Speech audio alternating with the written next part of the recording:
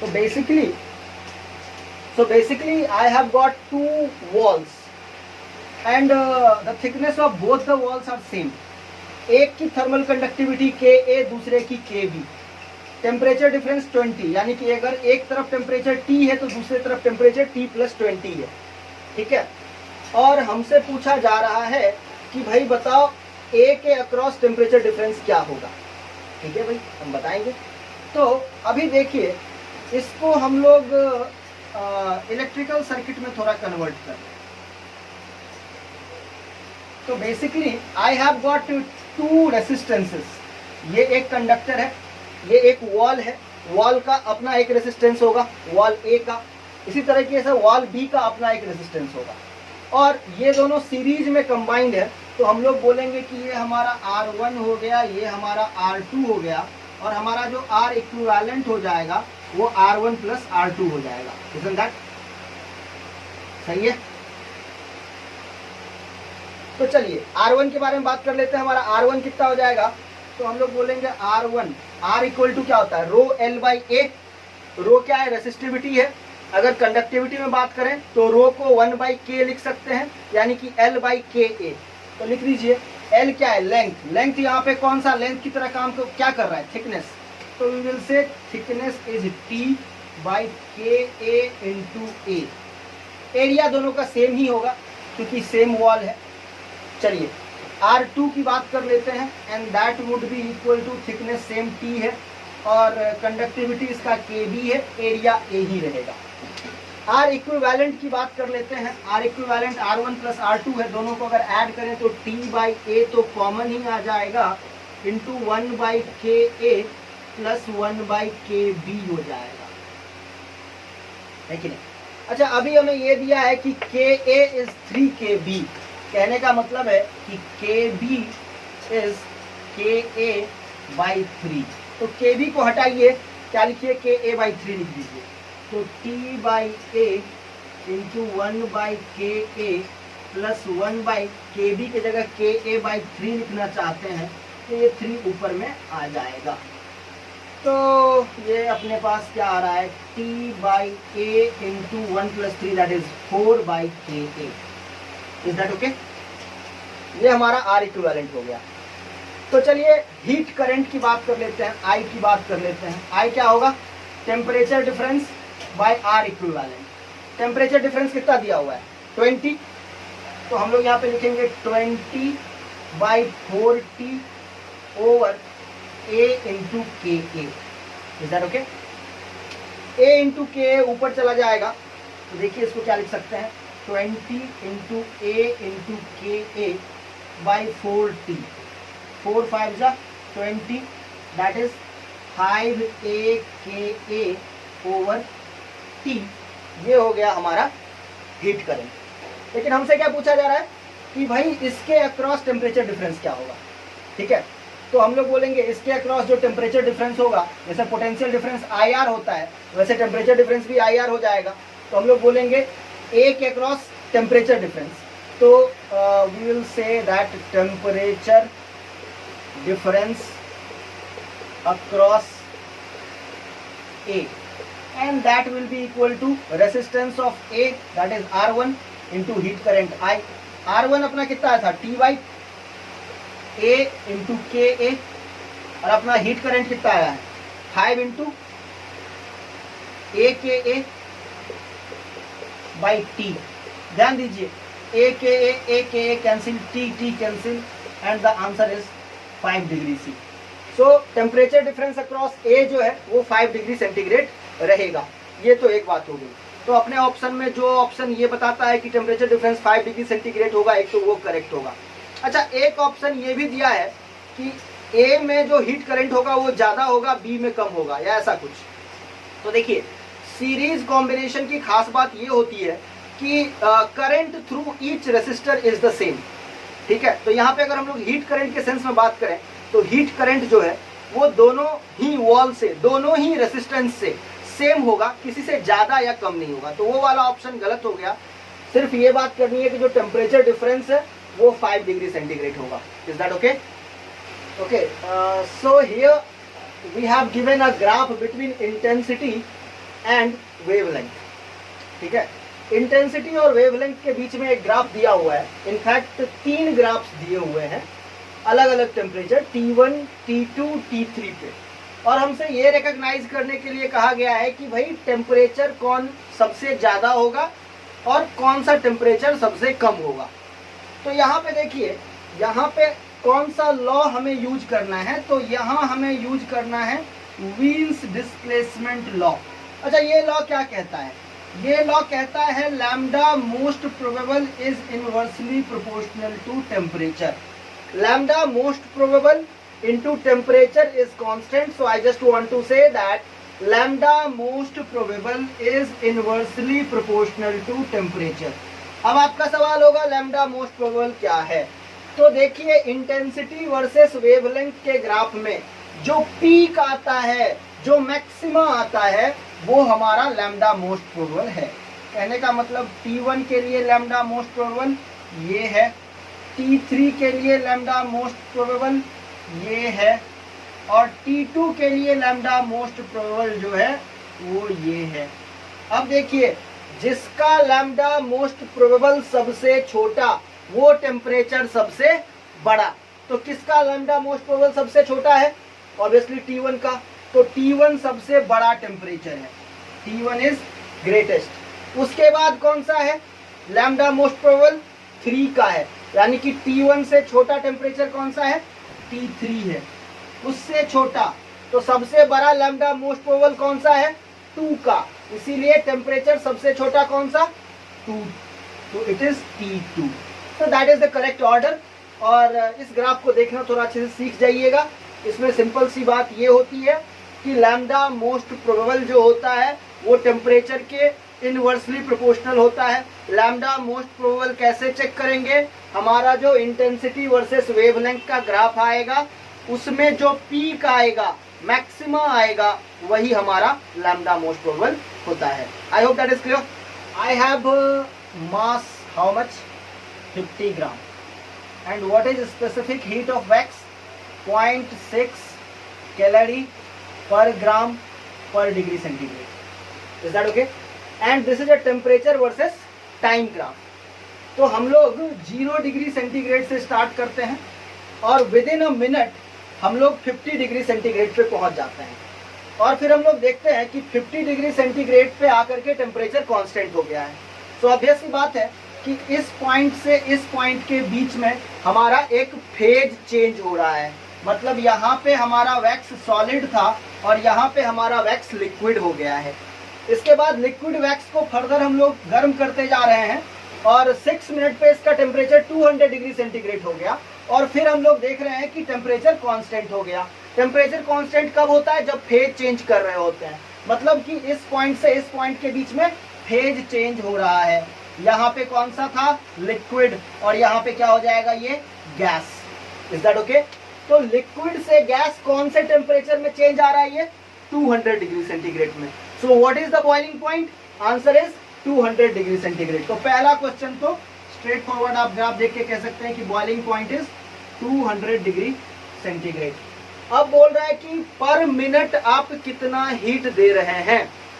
तो हमें पता है कि at T equal to 0 temperature था 0 degree centigrade, at T equal to 1 temperature है 50 डिग्री सेंटीग्रेड। तो अब मेरा सवाल है कि भाई ये जो 50 डिग्री सेंटीग्रेड किया, इसके लिए हमने टोटल कितना हीट दिया होगा? तो हीट Q कितना हो जाता है? ms delta T। मास कितना है? 50 ग्राम। S कितना है? 0.6। डेल्टा T कितना कर रहे हैं? 50 minus 0, 50 minus 0 which is again 50। So it is 50 into 50, 2500 into 0.6। How much is that? 250 into 6, 25 into 6, 150। एक जीरो और दे दीजिए। सो इतना कैलोरी हीट आप इसको दे रहे हैं। Isn't that?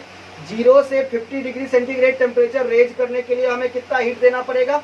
इतना हीट देना पड़ेगा, 1500 कैलोरी हीट देना पड़ेगा। और ये हीट हमने कितने टाइम में दिया? टाइम कितना लगा? Time is equal to 1 minute. Is that okay? So heat पर unit time Q by T।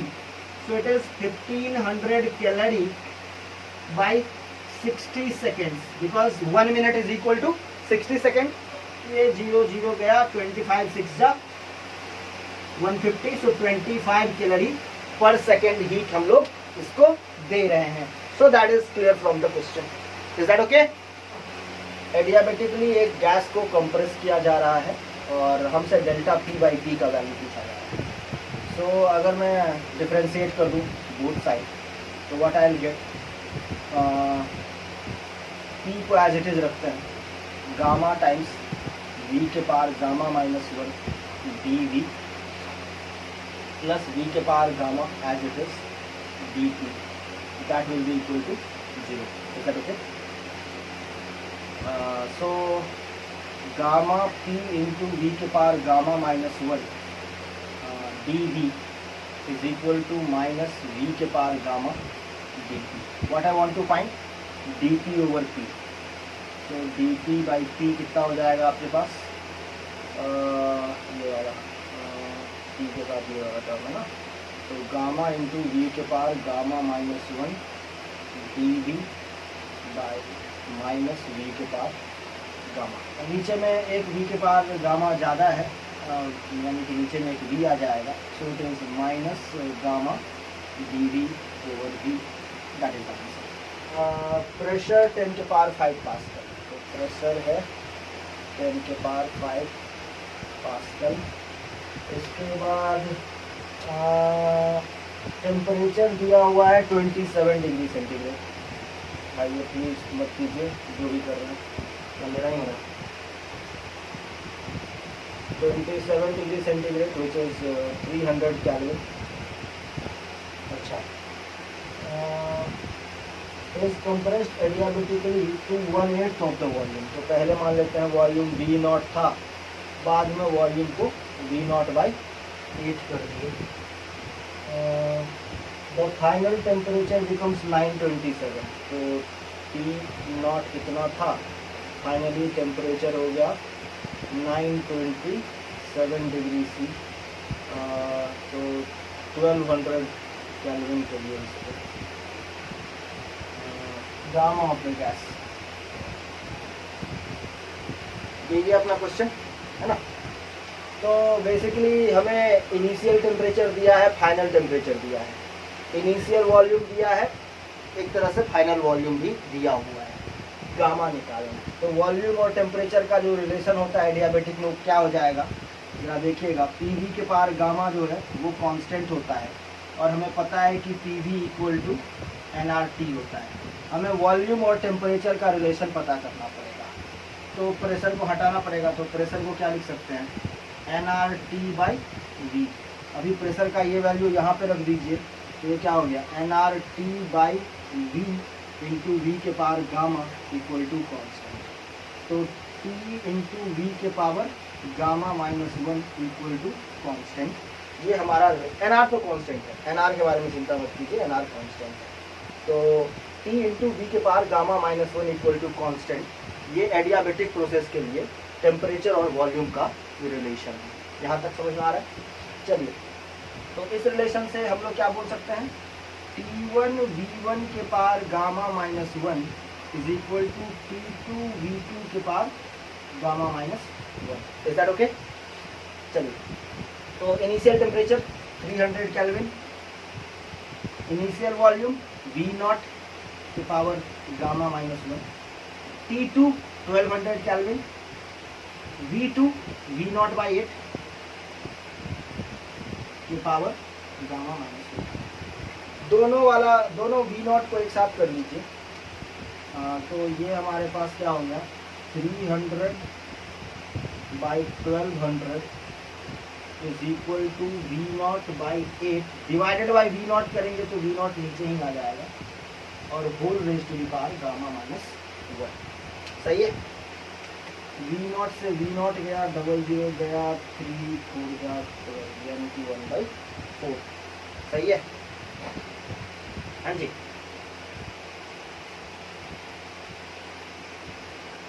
तो इट इज 1/2 का होल स्क्वायर और ये 1/2 का पावर 3 और उसके पावर गामा माइनस 1।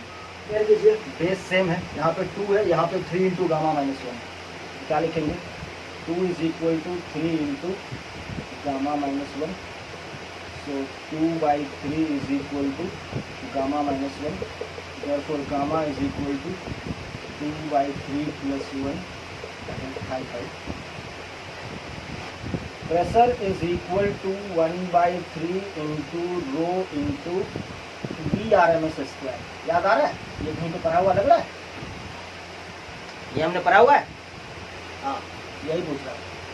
अभी देखिए VRMS हमें पता है। क्या पता है VRMS? √3RT/m0, that is molecular mass। सही है? सही है? तो कहने का मतलब है कि हमारा जो P और रो का रिलेशन है, that is 1/3 into rho into 3RT/m0। 3 से 3 गया, यानी कि pressure is equal to ρRT/m0 होता है। बेसिकली अगर हमारा प्रेशर P से चेंज होकर के P प्राइम हो जाता है, वी कैन ऑल्सो कैलकुलेट कि टेम्परेचर T से चेंज होकर के T प्राइम हो जाएगा।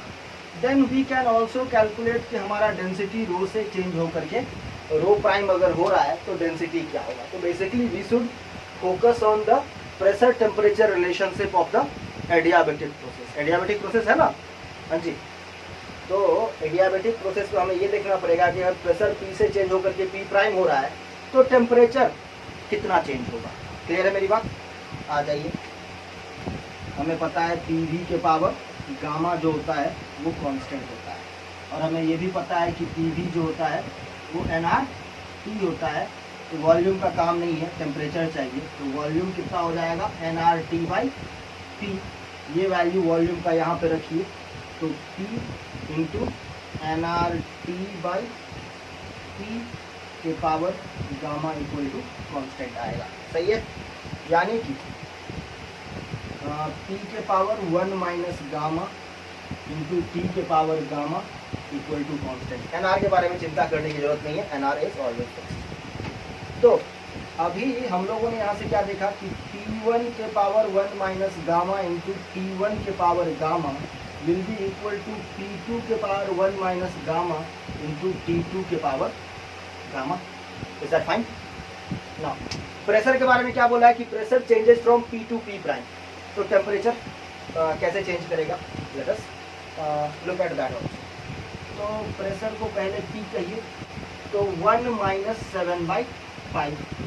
टेम्परेचर को पहले T कहते हैं, बाद में प्रेशर आपका P प्राइम हो जाता है और इसके पावर अगेन 1, अच्छा इसके भी पावर 7/5। 1 माइनस 7/5 और T2 को हम लोग सिंपली T प्राइम कह देते हैं, एंड गामा इज अगेन 7/5। ये एक्सप्रेशन समझ में आ रहा है? हाँ ना? ये एक्सप्रेशन समझ में आ रहा है? P1 को P लिखा, P2 को P प्राइम लिखा, T1 को T लिखा, T प्राइम को T2 को T प्राइम लिखा, और गामा के जगह पे जस्ट 7/5 डाल दिया। Is that fine? तो ये रिलेशन क्या बनता है? हमें बेसिकली क्या चाहिए? हमें T प्राइम चाहिए। तो T प्राइम बाई T के पावर 7/5 है ना? T प्राइम बाई T, तो P के power 5 minus 2/5 over P prime के power minus 2/5। Is that okay guys? T prime by T is equal to, अच्छा अगर इसको हम प्लस करना चाहते हैं तो ये जस्ट रिवर्स हो जाएगा, यानी कि T प्राइम बाई T के पावर 2/5 और इधर ये हो जाएगा 5/7। Is that fine? ये समझ में आया? ये स्टेप समझ में आया? क्या बात कर रहे हैं? अच्छा हाँ, ये वाला P प्राइम बाई P क्यों होगा? क्योंकि -2/5 को +2/5 करना है, तो रेसिप्रोकल हो जाता है ना? रेसिप्रोकल, हाँ हाँ ये 7/5 था। जैसे मान लीजिए कि अगर हम बोले x² = 4 है, तो आप x = क्या लिखते हैं, 4 के पावर 1/2। यानी कि अगर पावर इधर से इधर ट्रांसमिट होता है तो क्या करते हैं, जस्ट रेसिप्रोकल करके मल्टीप्लाई कर देते हैं।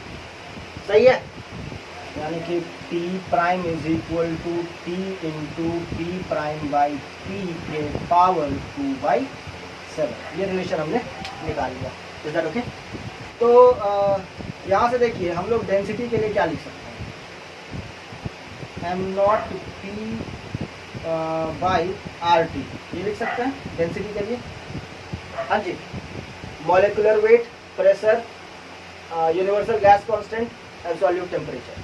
ठीक है, तो हमारा D1 क्या हो जाएगा, हमारा D1 हो जाएगा m0p/RT, और हमारा D2 क्या हो जाएगा, हमारा D2 हो जाएगा m0p'/RT'। So far so good guys. D1 D2 D और D प्राइम का जो रेशियो है वो हमें क्वेश्चन में 32 दिया है। हमें बताया गया है कि D'/D जो है वो 32 है। डिवाइड करेंगे तो क्या आएगा, m0r तो जाएगा, p'/t' ओवर p/t आएगा, and that is equal to 32। तो p'/p इंटू t/t' इज 32। अभी देखिए t प्राइम को सब्स्टिट्यूट कर दीजिए ये वाले चीज से, तो क्या आएगा, p'/p इंटू t को तो रहने दीजिए, t प्राइम के जगह p इंटू p'/p के पावर 2/7, और ये चीज़ है आपका 32। t से p आपका कैंसिल हो गया। यहाँ पे p'/p के पावर 1, और यहाँ पे कितना है, p'/p के पावर 2/7, बट ये डिनोमिनेटर में है। अगर आप इसको रिवर्स लेना चाहते हैं तो ये पावर माइनस करके रखना पड़ेगा। तो p'/p के ऊपर टोटल पावर कितना होगा, p'/p के ऊपर टोटल पावर कितना होगा, 1 - 2/7। हाँ जी, and that is 32। Is that okay? तो 1 - 2/7 विच इज 5/7। तो p'/p के पावर 5/7 32 आ रहा है, तो p'/p कितना आ जाएगा, 32 के पावर 7/5। Is that okay? 7/5 मतलब कितना, 2 2 4 2 8 2 16 2 32, ये 2 के पावर 5 है। तो 2 के पावर 5 होल पावर 7/5, 5 से 5 गया, यानी कि 2 के पावर 7। 2 के पावर 7 कितना होता है मेरे भाई, 30। हाँ, तो हो गया फिर आंसर आपका। p'/p जो है वो हमारा 128 आ रहा है। तो बेसिकली सोर्स जो कि हायर टेम्परेचर T1 पे है, वहाँ से डेल्टा Q1 हीट हमने एक्सट्रैक्ट किया, हीट इंजन से डेल्टा W वर्क अचीव किया, और बाद बाकी जो बच गया डेल्टा Q2 जो कि लोअर टेम्परेचर T2 पे है सिंक, वहाँ पे हमने डिस्पोज कर दिया। कंडीशन है कि delta Q2 is thrice the work done by the heat engine. अभी एफिशिएंसी पूछ रहा है, तो एफिशिएंसी क्या होता है मेरे भाई, एफिशिएंसी होता है delta W by delta Q1। Remember that, हमें कितना आउटपुट मिला वर्क का डिवाइडेड बाय हमने कितना इनपुट दिया। सही है, तो डेल्टा W कितना, तो डेल्टा W को डेल्टा W ही रहने दीजिए, और delta Q1 is equal to delta W plus delta Q2 बोल सकते हैं ऐसा। हाँ जी, सही है। डेल्टा Q1 को हम लोग क्या बोल सकते हैं, delta W plus delta Q1, आया ना, सॉरी डेल्टा Q2 आया ना, ऐसा बोल सकते हैं। Okay, now delta Q2 is 3 delta W, replace कीजिए, it is delta W by delta W plus 3 delta W which is 4 delta W। तो delta W by 4 delta W cancel हो गया, 1/4 या फिर 25% जो भी है वो आपका एफिशिएंसी हो जाएगा। क्लियर है मेरी बात? पे डेंसिटी दिया हुआ है 10 ग्राम पर क्यूबिक सेंटीमीटर और 100 डिग्री सेंटीग्रेड पे दिया है 9.7 ग्राम पर क्यूबिक सेंटीमीटर। ठीक है, और एक रिलेशन हमने निकाला था कि रो प्राइम या rho is equal to rho naught by 1 plus gamma delta T. याद है? ये याद है या डिराइव करना पड़ेगा? याद है। चलो तो रो के जगह पे 9.7 लिखिए, रो नॉट के जगह पे 10 लिख दीजिए, 1/1 प्लस गामा डेल्टा टी आपका 100 हो गया। यानी कि आप यहाँ से क्या कर सकते हैं, 1 plus 100 gamma is equal to 10/9.7, यानी कि 100 gamma is equal to 10/9.7 minus 1, यानी कि 0.3/9.7। तो गामा कितना हो जाएगा, 0.3/9.7 इंटू 1/100, यानी कि 10 के पास -2। ये गामा हो गया, लेकिन हमें अल्फा चाहिए। गामा क्या होता है, 3 अल्फा होता है। तो यहाँ से लिखेंगे हम लोग 3 alpha equal to this value. तो भाई इसको थोड़ा सॉल्व कर लेगा मेरे लिए। तो यहाँ से अल्फा ये 3 गया तो 0.1 आ जाएगा, 0.1/9.7 के बाद माइनस। चलिए तो खैर यहाँ से हमें अप्रॉक्सीमेटली पता चलेगा कि -4 and that will be the answer for this question.